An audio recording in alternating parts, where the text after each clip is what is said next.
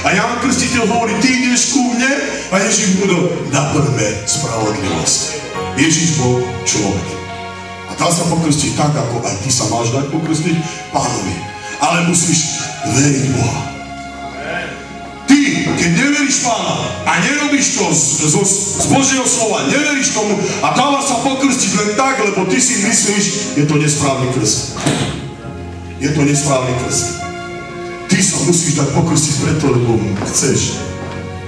Lebo veríš Božiemu slovu a miluješ Pána takto, že nebudeš pochybovať, ale povieš, Bože, keď si to povedal ty a ty to chceš, ja to robím.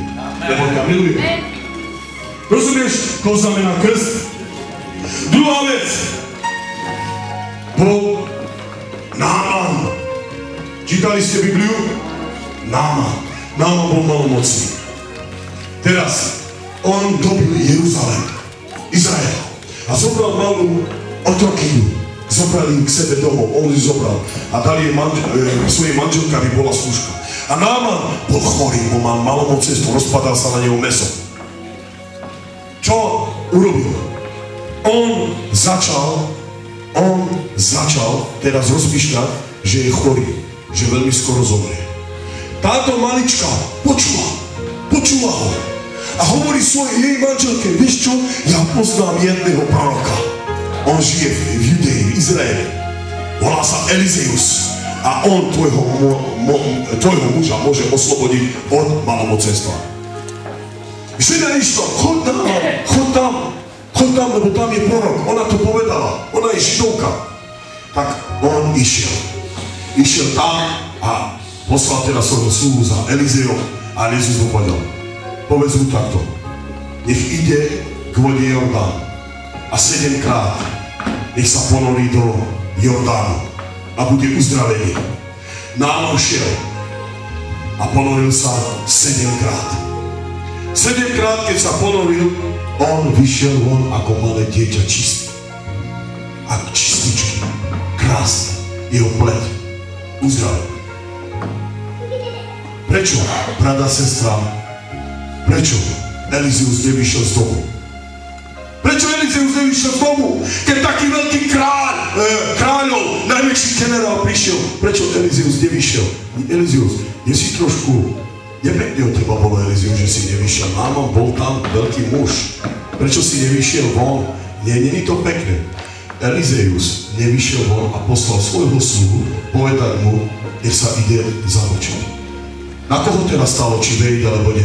Či to urobiť alebo nie? Na koho? Námana. Náman to urobil. Počul to. Urobil to. Rozumieš ma? A to je, čo Boh si prosí od teba. Aby si to urobil, keď veríš. Keď dôveruješ Bohu.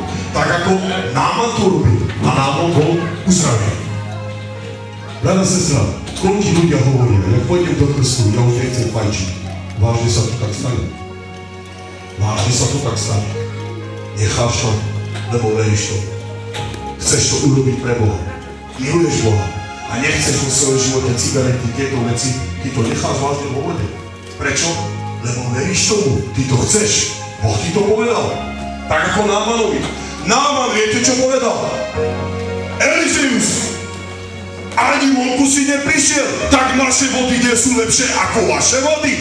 Veď naše vody v Sýrsku sú úžasné, pekné. Či vaše vody sú lepšie? Jordán. Bratia a sestry, Jordán symbolizoval pohreb.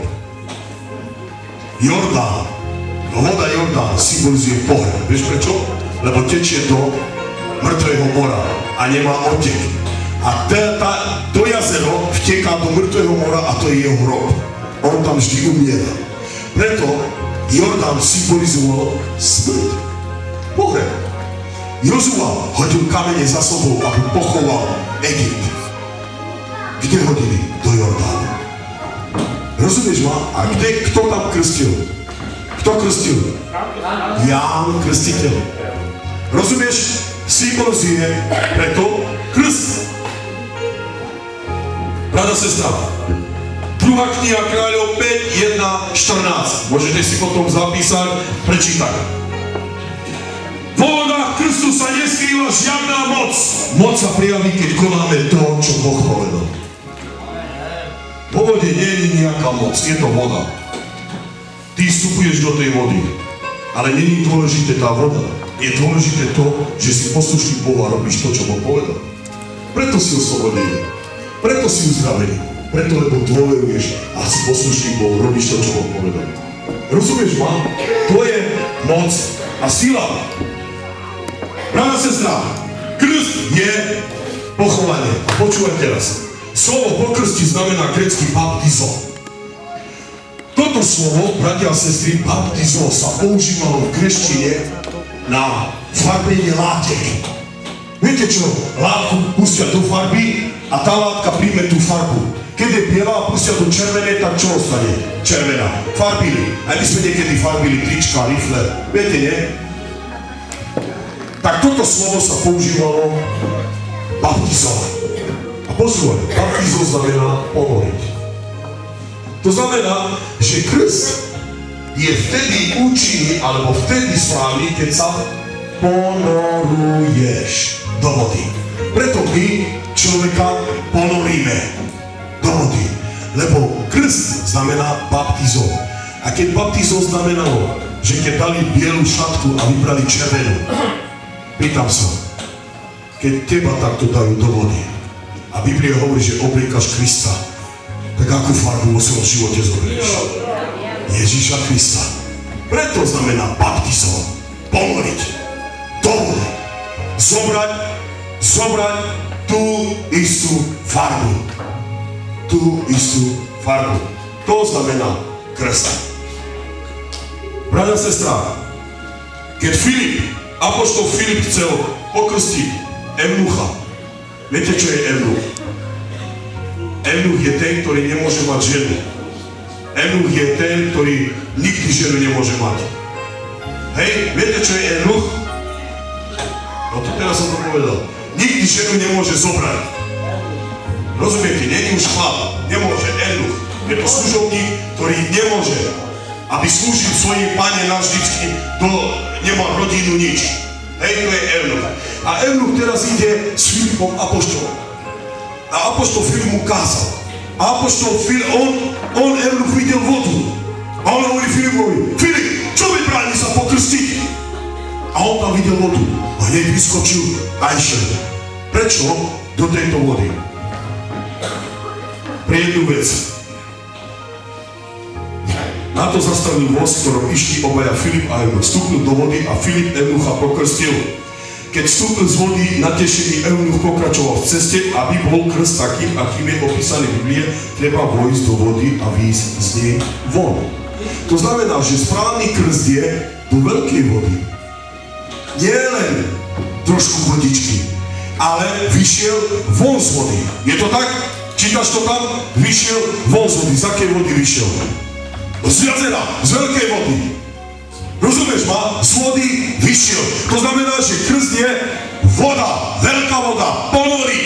Tam, kde ťa môžu ponoriť. To, že na teba nakropia. Hej, ja viem, že takto robia ľudia. Každý verí nejak inak. Ale Biblia je jedna pravda. Môžeš veriť, ako chceš. Nemôžeš aj teraz povedať, ja už som pokusil. No buď, poďte žehnať. Čo sa deje? Stretneme sa v raji. Stretneme sa v raji a tam ti poviem.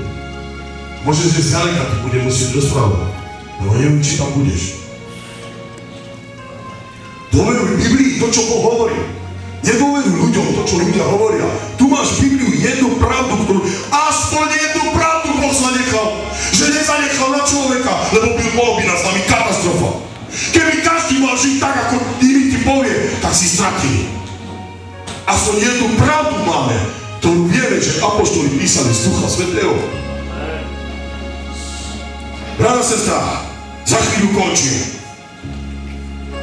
Krstom v Biblii bolo pochovanie vo vode. V liste Kološanom 2.12 nám hovorí,